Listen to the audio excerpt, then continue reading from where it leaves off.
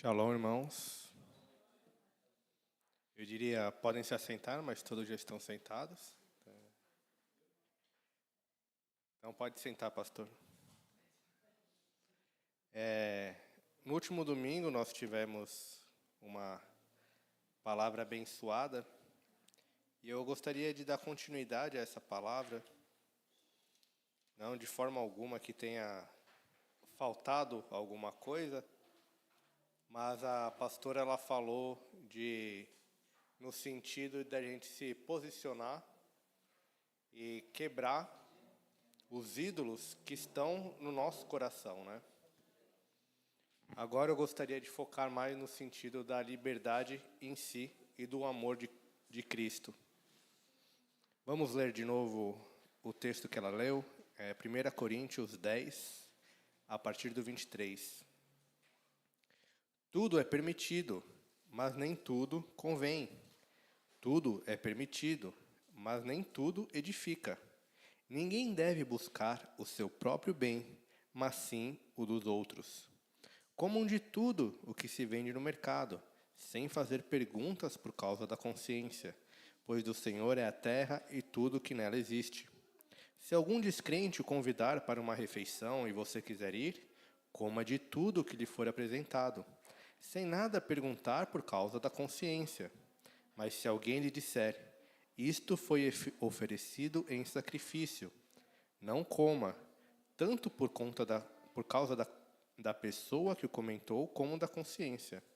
Isto é, da consciência do outro, e não da sua própria. Pois por que minha liberdade deve ser julgada pela consciência dos outros? Se participo da refeição com ação de graças, por que sou condenado por algo pelo qual dou graças? Assim, quer vocês comam, bebam ou façam qualquer outra coisa, façam tudo para a glória de Deus. Não se tornem motivo de tropeço, nem para judeus, nem para gregos, nem para a igreja de Deus. Também eu procuro agradar a todos, de todas as formas, porque não estou procurando o meu próprio bem, mas o bem de muitos, para que sejam salvos. Tornem-se meus imitadores, como eu sou de Cristo. Então, tudo que nós fazemos, tudo que nós vivemos, deve ser para edificação dos outros. E nós não podemos correr o risco de destruir a fé dos outros com as nossas atitudes. E às vezes a gente entra no modo automático, fala de edificação e a gente esquece de falar o que de fato é edificação. Porque a gente fala, não, tem que edificar a fé do outro, mas o que significa edificar? Significa construir, crescer. Então, se a gente ficar no 0 a 0, aquilo que a gente falar não servir para edificação, já foi inútil. Se a nossa vida, se nossas atitudes não servirem para o nosso próximo crescer, já foi inútil. Isso tem que ser algo a ser construído. Temos que adicionar algo na vida do nosso irmão. E aqui a gente corre o risco, infelizmente, às vezes, de querer fazer o bem, promover o bem, para uma edificação própria, para uma promoção própria. E é justamente isso que a nossa ética, a ética cristã, que é ensinada na palavra, ela vai na contramão. Você faz o bem, mesmo que não saibam que foi você que fez. Como a passagem que Jesus fala, que a mão direita não vê o que a mão esquerda está fazendo, não vê o bem que está fazendo. E aqui a passagem que a gente leu fala exatamente disso. As carnes no mercado, como eram feitas, não era igual que a gente tem hoje, né? Que frigorífico e tudo. Então, as carnes eram levadas para o centro da cidade, oferecidas no altar de um deus, sacrificadas e aí vendidas nos mercados. Então, Paulo está falando para você ir no mercado, ir fazer compra, ir na casa de alguém e simplesmente comer. Não perguntar.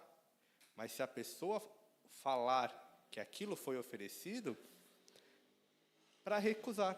Não porque existe algum problema intrínseco naquela carne ou por ter participado do sacrifício, mas porque se a pessoa está falando, ela está colocando alguma dúvida na sua ação.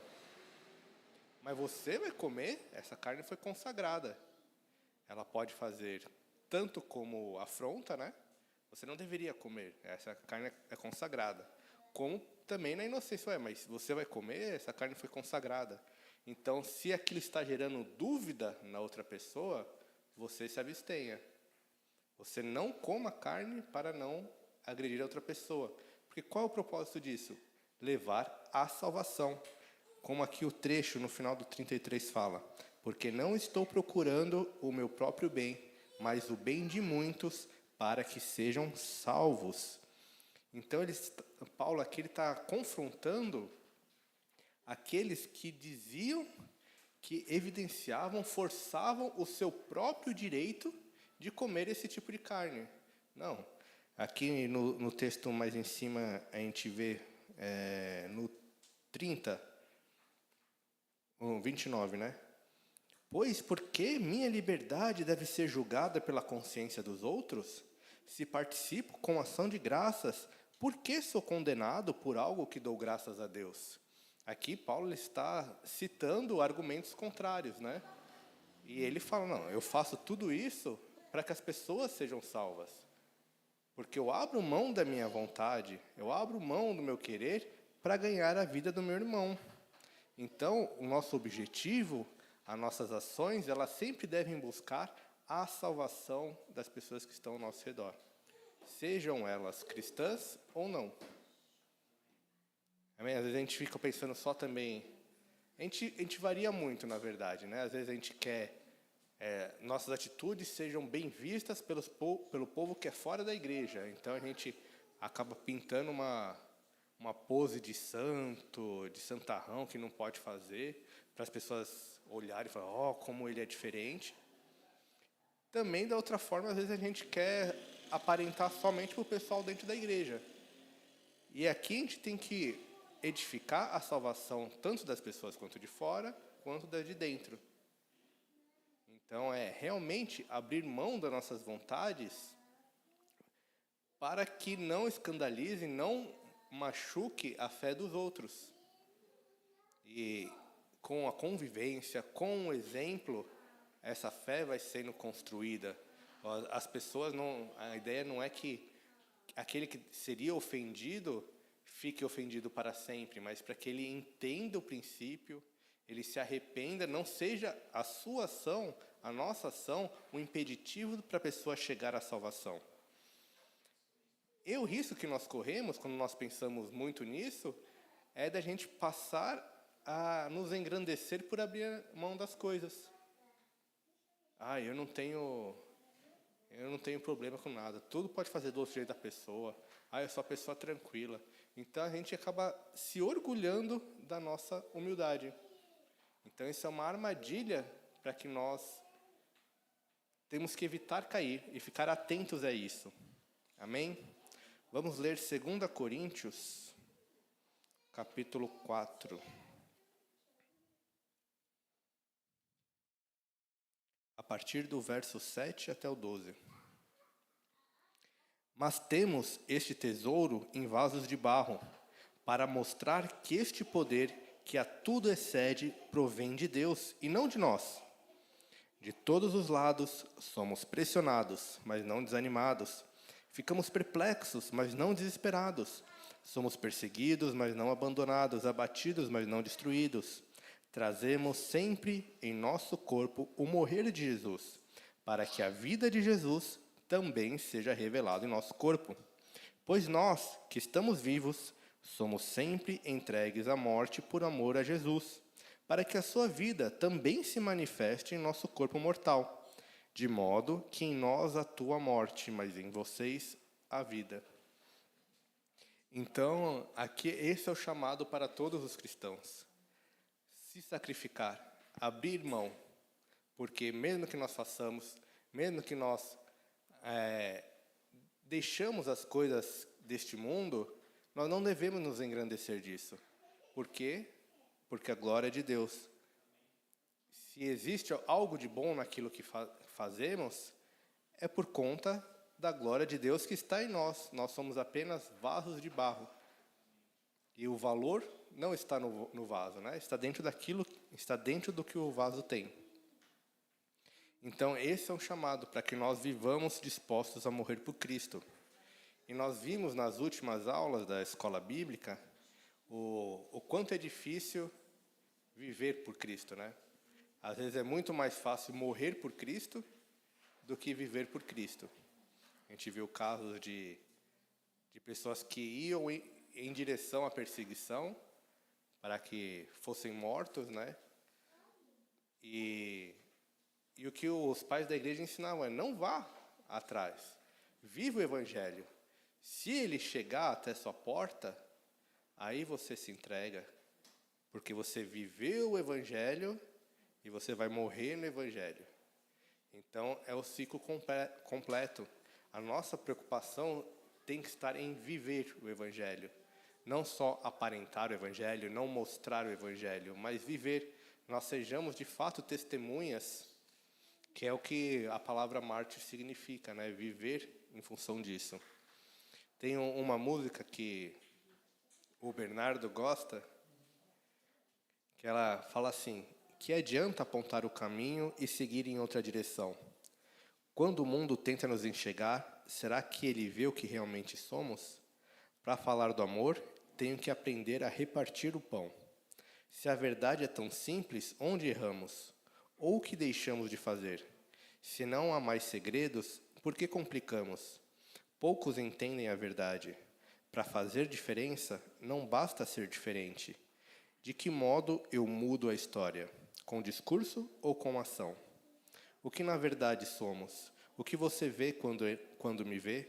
Se o mundo ainda é mau, o culpado está diante do espelho. O que na verdade somos? O que você vê quando me vê? Para que serve a luz que não acende, não ilumina a escuridão? Então, o discurso de Jesus, quando ele fala sobre a luz, vós sois a luz do mundo, vós sois o sal da terra, é que nós devemos entender a palavra de Deus para a nossa vida e colocar em prática. Porque se nós não colocarmos em prática, de nada vale. Nós simplesmente vamos ecoar as palavras de Jesus, vamos nos transformar em legalistas, vamos apontar dedo para as pessoas, o que elas devem, o que elas não devem fazer. Mas quando nós entendemos, quando isso entra no nosso coração e nós compreendemos com a nossa mente, nós de fato passamos a viver isso.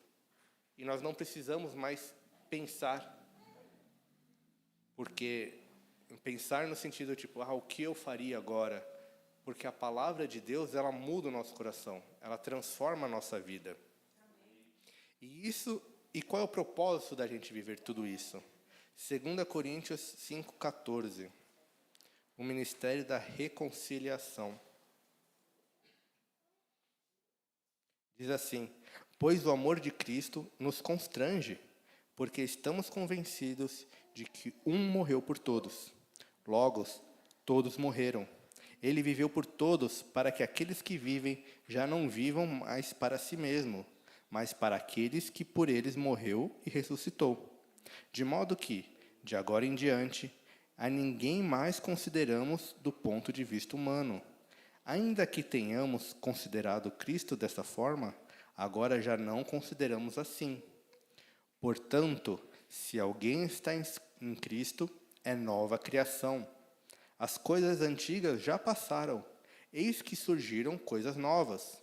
Tudo isso provém de Deus, que nos reconciliou consigo mesmo por meio de Cristo, e nos deu o ministério da reconciliação. Ou seja, que Deus em Cristo estava reconciliando consigo o mundo, não levando em conta os pecados dos homens, e nos confiou a mensagem da reconciliação. Portanto, somos embaixadores de Cristo, como se Deus estivesse fazendo o seu apelo por nosso intermédio. Por amor a Cristo, lhe suplicamos, reconcilie-se com Deus.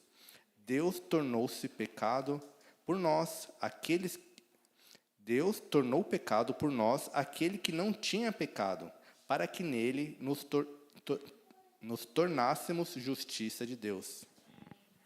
Então, o propósito da nossa atitude não é mostrar quão abnegados, quão sacrificial nós somos, mas sim sermos testemunhas daquele que nos chamou.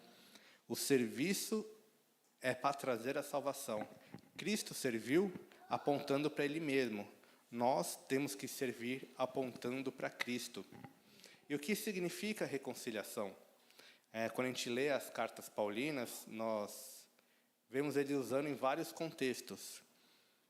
Em Romanos 5, nós não vamos ler, mas se você quiser anotar, Romanos 5, 1 ao 11, ele chama de reconciliação o preço da obra que foi de Deus, que foi pago na morte de seu Filho.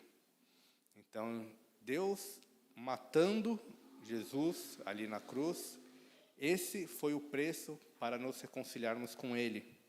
Em Colossenses 1, 15 ao 20, ele fala da abrangência universal da reconciliação. Deus governa sobre tudo. Então, todo o mundo foi reconciliado com Cristo. Foi reconciliado com Deus através de Cristo. Deus é soberano e governa sobre tudo. Em Efésios 2, 11 e 12, tem ênfase na inclusão de judeus e gentios nessa reconciliação. Então, não é uma reconciliação parcial só para um povo. É para todo mundo, para todos de raças, de tribos, de povos diferentes e através de Jesus Cristo. E aqui, essa passagem que a gente leu de 2 Coríntios é o trecho que Paulo mais vai no profundo do que significa essa restauração, essa reconciliação com Deus. Jesus torna-se pecador em nosso lugar, para que nós possamos acessar a Deus. E a morte de Jesus, ela é necessária com a sua ressurreição. São um parzinho que anda junto, porque se Jesus só tivesse morrido, não tivesse ressuscitado, Paulo fala que a vã seria a nossa fé, porque simplesmente uma pessoa morreu. Agora, ele ressuscitar significa que essa reconciliação com Deus é eterna, porque a morte não pode mais atrapalhar. A morte foi vencida. Então, nós somos reconciliados permanentemente e eternamente com Deus. Então, nós podemos crer, nós podemos viver a nossa vida abrindo mão da nossa vontade, para que Cristo viva em nós, para que as pessoas se aproximem a Deus e sejam reconciliadas com Deus através de Cristo Jesus. Amém?